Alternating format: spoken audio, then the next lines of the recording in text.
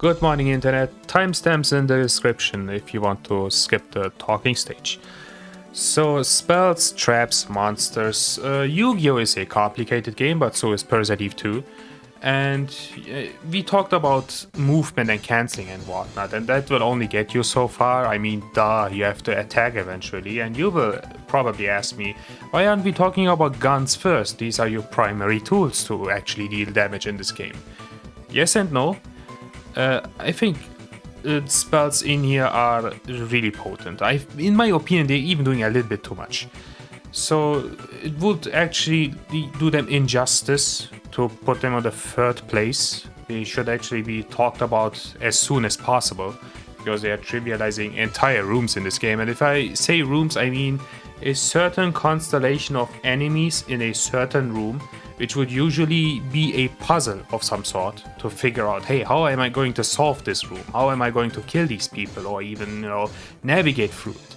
And I'm calling it spells all the time, but it's called Parasite Energy in this game. But I mean, what was this supposed to be, dude? Come on. So these are spells, and spells completely trivialize the entire idea of this puzzle. And not all the time, but they are doing a little bit too much. Not just rooms, they are also trivializing bosses, some bosses here and there. So there are 4 types of spells in this game. Fire, primarily dealing damage. Water, healing. Wind is a control-ish, debuffish spell category. It's hard to put a label on this one. And earth are just buffs. There's some exceptions, especially with the level 3 spells, but that's the general gist of these elements. In a non-randomized state, regular run, what you should shoot for is combustion and necrosis. And while you're at it, pyrokinesis is already unlocked, so you might as well level this one up since it's doing a lot of damage. But I would shoot for these first, and from there you can pivot in whatever direction you want to, depending on your playstyle. I have a tier list for spells I made a few years ago, if you want to watch that one, because I'm not going to go one by one through all the spells. This one will already be a long video, which is why we are just primarily focusing on spells this time. That tier list is mainly dedicated to the idea that you have all the spells unlocked from the get-go, which will not be the case in a regular run.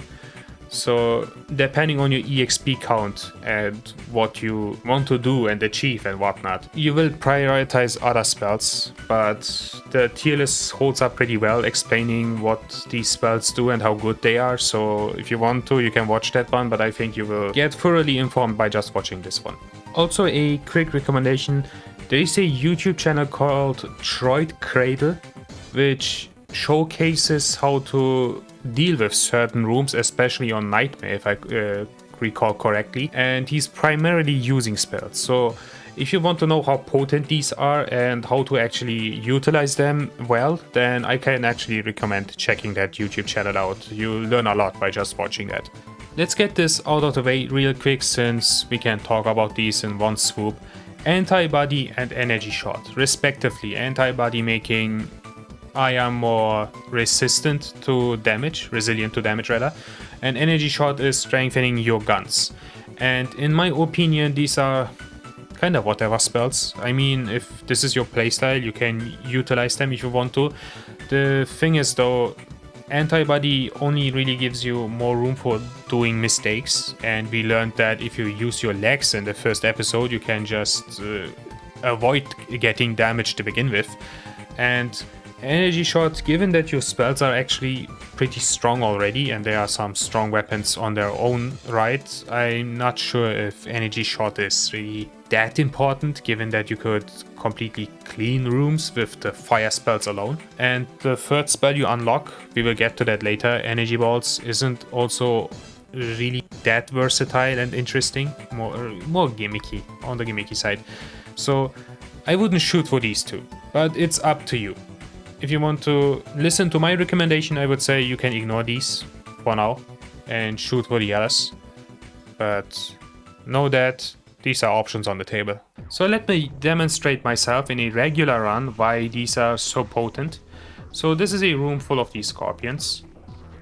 And if you wouldn't use spells, it would take a while to kill these guys. And you have to dodge, and you will get hit. You see the idea, right? And then you have to reload, and it will take some time just to deal with little critters in a room. So what you could do instead is you can gather them all in one place. Use that famous movement we talked about in the first video. Don't forget that tool. And get rid of most of these. Well, now there's only 2 left. Boom. Instead of shooting and running around and whatnot, combustion is a really nice tool to deal with these critters early. As you see, it has a small AoE effect and it does good damage. Note that these spells actually show you what range they cover and what enemies will be hit by them. It's a little bit tougher with these that shoot a straight line, but with combustion you can see which of these will actually be affected and which one will not. If you level it up more, then obviously it will cover a bigger range. So that's a metric to go by if you use these. You also have the option to just brute force your way with pyrokinesis. Yeah, I mean, you can even hit several of them at the same time. The strongest fire spell is Inferno, which just full screen damage. Whatever is in the room will die, and that's one way to completely trivialize a whole room. But with a MP cost of 30, it's pretty pricey, so keep that in mind. One little rule of thumb for the first 2 spells, Pyrokinesis and Combustion, would be that Pyrokinesis is for single targets only and Combustion is for multiple targets, which is not necessarily always the case. The idea behind that is that Pyrokinesis costs 6 MP and Combustion 14 MP, and it's twice as much, doesn't even do twice as much damage, but it's supposed to be this little drawback for its AoE effect. But Pyrokinesis under certain circumstances can also hit several opponents at the same time. Like as you see here, 280 damage, keep that in mind, because we'll do Combustion now. 512, if you do a little math, that is not even twice as much. 554 was much closer, but if you want to deal maximum amount of damage to a single target, then Pyrokinesis is your best pick. 6 MP, second casting is 12, so you will deal a lot more damage in a much more efficient way if there's just a single target. Also interesting to point out is that some spells change on level 3, like even in their entire attribute. For instance, Pyrokinesis level 1 and 2 will knock this guy down. And interesting enough, level 3 won't do that, even though it looks a lot more potent. There you go, watch this. 3 fireballs at the same time, but he didn't flinch at all. He flinched after dying, but it won't just cause a flinch by just shooting it, so I don't know what's going on over there, but that knockdown property is gone suddenly. There's one little pickpocket trick to the whole spell thing. You see that I have only 31 MP and max is 42, and if you level up a spell or unlock a new one, then right under the EXP cost it says bonus MP and a 1. It can be 2, can be 4.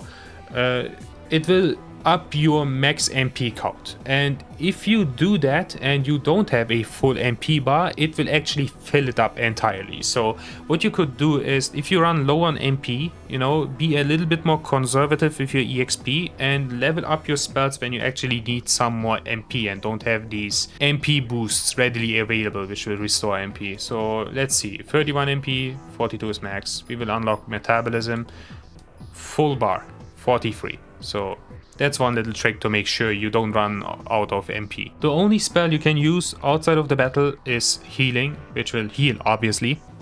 And you might want to do that and fill your HP up entirely, or as much as you can, with your remainder of the MP bar before you level up a spell or unlock a new one, since it will be entirely filled anyway. Might as well make sure your HP is full for the maximum MP efficiency. And while we're at healing, we might as well talk about the other spells really quick. So these guys do poison damage. You see that? I'm poisoned. Oh no. So Metabolism completely removes poison damage, but it also will make you immune to every debuff that will eventually hit you. So Aya can't be poisoned while she is glowing like that. And I hope it's not bothering you too much. I'm a little bit afraid that this could cause an epileptic seizure. So this is Metabolism. Life Drain is a full screen spell that will drain HP from other enemies and then fully heal Aya. The healing is pretty strong. So look at that. 100. Is 100 our max? Yeah, it is. And I'm pretty sure if I do this a few more times, it will kill everything. So we get the idea behind combustion, but why do we need necrosis necessarily? And I'm glad you asked. Necrosis, in my opinion, is the strongest spell in the game, or at the very least the most versatile one. And one of its big attributes is that it has a huge hitbox. And why is that necessary? Now, if you know this moment, I will check out the well and then be surprised by bats. So what you can do is run over here, turn around, do necrosis, and it got rid of everything. It will have more range with level 3. So you can efficiently get rid of small critters like that. There are a lot of rooms with bats and whatnot that will instantly die if you do this. There are also these moths that will make you blind if they touch you. And necrosis is a good way to make sure everything within the screen is killed before it even gets a chance to touch you. But of course, that isn't everything necrosis has going for it. You guys probably know this boss, and it is susceptible to poison damage for some reason. Necrosis causes poison damage. So if he wouldn't be poisoned, let's look at its behavior a little bit. Yeah, that's nice, but he also has a flamethrower, which hopefully he will do eventually. There we go. Note how long it lasts. So, if he's poisoned, which will be indicated by the fact that he's pink, the poison ticking just stops his attacks for some reason. And it does a lot of damage. 93 damage is nothing to scoff at. So, there are just some bosses that are susceptible to poison. And it is very potent. So, doing this will actually help you kill this boss much faster than usual, which is especially important in this battle because whether or not Flint will live afterwards and what rewards you get from Douglas entirely depends on how fast you can kill this guy. Other notable bosses that are susceptible to necrosis poison damage are Blizzard Chaser and Puppet Stinger, and if you know anything about these two or ever played Parasite Eve II, you know that these two in particular are really troublesome. So doing not only damage but also stopping their movement with the poison ticking is really important and helps out a lot. Also turns out that the poison damage makes invisible enemies visible. Look at that, there are more of them over here. So it's just step aside, watch nature do its beautiful wonder. Can't even go invisible. Yeah, they tried. But even if they were invisible, the poison taking would make them visible again. Which is important because you can't aim at them if they're invisible, obviously. I mean, they're still there. You could actually do combustion and hit them regardless. But if you for some reason don't have enough MP for combustion and want to be more efficient and use your guns, then you can poison them, wait for the ticking to make them visible and then shoot at them. It also just happens to be the weakness of these little amoebas over here. It's an instant kill if they get poisoned. And they are full of MP recovery, so you will be fully refunded for doing this. And there's probably more. I can't think of them right now, but Necrosis is really versatile, and we will eventually have to talk about the other spells, so this is nothing to sleep on. You definitely need Necrosis. I want to talk about Plasma real quick. Some people think this spell is good. Wild, right? I mean, it can knock down opponents, so you have a little bit of breathing room. The damage isn't all too good, but it only costs 4 MP, which is pretty efficient. Every other spell is much more expensive than that. So if you don't have much MP and you want to reserve it as much as possible, then Plasma is maybe for you. Other than that, I think it's the weakest spell in the game. The one thing it has going for it, though, is that these things over here, it takes way too long to kill them. You get rid of their head, and then once their head is gone, you attack their body. Way too long. It takes way too much time. Plasma, for some reason, instantly kills them. So you can speedrun through these segments much faster. 599 damage. I don't know where that's coming from, but it's designed so that it instantly kills these things specifically. Alright, energy balls.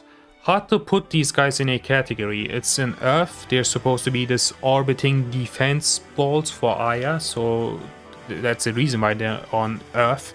But they also do a lot of damage. They can be used offensively, and because of that, the utility for these ones aren't really all too big.